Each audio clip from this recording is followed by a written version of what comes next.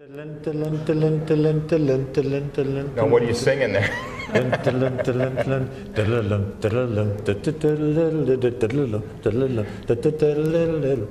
That was a theme tune when we were children. What was it called? It was like a crime series. Oh, okay. Yeah, that was Dick Barton. Dick Barton. The cups and saucers go in with it. Dick Barton's special agent. I see. Yeah. I thought it was one of your #1 hits because you. Could be a bit like it, yeah. Yeah, you had your Thank you own very success. much for the ain't iron wheel. Pink, pink, pink. Now, is this something you think the Cool Cleveland audience is going to remember? Oh, God. Everything I say is the Cool Cleveland audience is going to remember. Bloody hell. But you had your own hits. You know, you come from a I famous. just sung them for you. Exactly. That was it. That was it. That's why they weren't popular over here. No.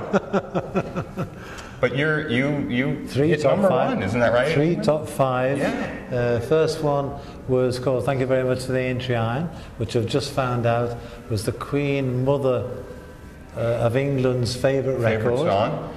Was it because she thought at one point in the lyrics? Yeah. What was it? I only found out this from the majors in her castle. Yeah. This is in the Highlands, right? Right. And we're in this castle, and so they're saying, "Jolly good, Michael.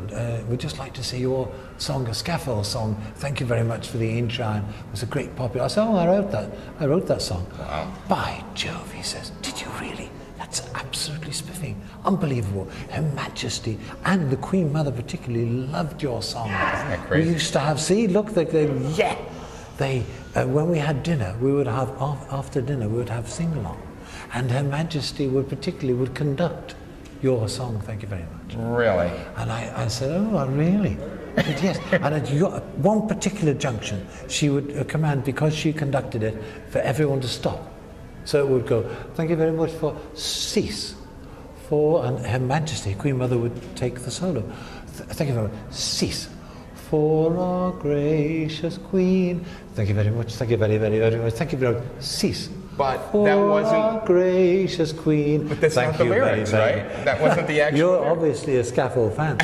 But I didn't have the heart to tell these majors and colonels that the real lyrics were, "Thank you very much for our gracious team." Team. The Liverpool Football Club. Not Queen. Not Queen. But she liked the song anyways. Yes, exactly. And conducted it for her for court. her family. No, into her family after dinner. That is crazy. Oh, yeah. Let me introduce you. I'm Thomas Mulready here from CoolCleveland.com, and we're here today at the Rock and Roll Hall of Fame with Mike McCartney.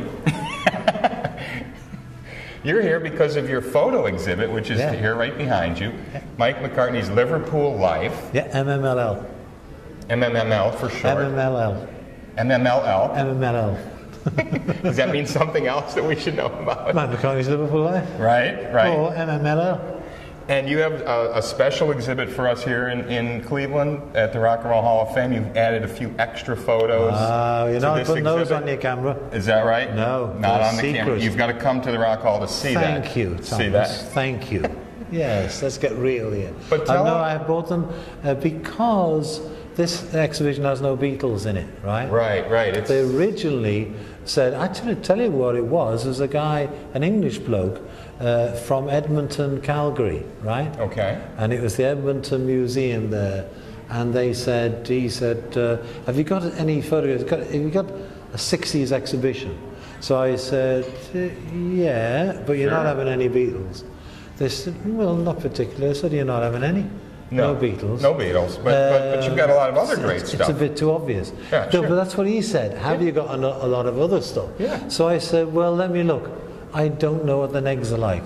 Seriously. I know I'm a genius, but Wow. I don't know what the legs are like. Because as a kid, I developed and printed them. You did it yourself. Yeah. And you were self-taught, I understand. You took books out from the library to it's teach yourself. called The Dark Room was a dark room when it went dark. Right. Oh, it's all the basics. The little plastic. Some of them are actually in the exhibition. If you go around, you will see them on the floor. This is all about experimenting, exactly like you're doing with your camera. Sure. Driving these poor viewers in mental, trying to keep up with us. And exactly what you're doing, that's what I was doing. Experimenting, figuring it out as you go. Didn't know what the hell I was doing. Right. But I'd learned, if you get things on tripods, etc., try with the light, etc. Yep. And you see me on one of these. Here, come over here. Sure, now. have a look here. Here we are, right here. If you look closely on here, this is you. this is me as a young man. Right. But you will see him with a cable release in his hand, if you can make it out. Of course, you're doing a self-portrait. That's right. And this here, this is great. Behind that now that must have been sort of daylight because it's got a curtain over it.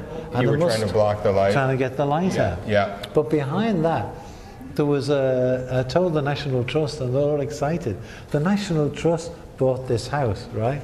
Since then. For the niche. Was this Forthland Road? This is 24th and Road. See? So because like the Queen Mother's house up in Scotland, we have this little 2 up, 2 down. Absolutely. By the National Trust. How does that feel, having the house you grew up in be on the National Trust, be a museum? And do you know why they bought the house? Because they thought money was stashed in the rafters? Well, actually, that is a little known fact. Seriously? The little, you've just blown it now. Of course, the whole of the world, after they see your bloody television, is going to go up into the rafters at 24th and looking for our secret. Seriously? City of gold. Mm-hmm. Yeah. But no, there's nothing. But why did they really buy it? My photographs. No kidding. That was when it first came to their attention, right? Was through your photos. It's a long story. No, they didn't know they existed. And the lady, Mrs. Jones, that moved into our house, well, our kid went into a group, I don't know if they've heard them in Cleveland, there's a group, our kid went to a group called the Beatles. Sure. Have you heard of them? I have heard of them. Okay. Yes, we have. So they were known, so known in Cleveland as well. Wow. They're known. Fantastic. They're That's known good. Here. That's very good.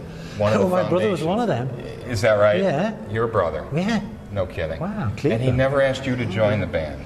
Well, actually, I was learning the drums. Were you really? A set of drums came into our house. Wow.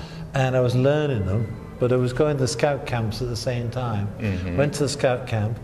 Long story short, tell you about that another time, next time I'm here, helped by a certain person. Crashed into a tree, doing 1,000,000 miles an hour.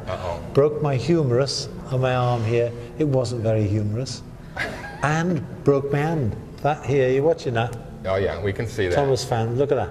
That's what my hand was, dead.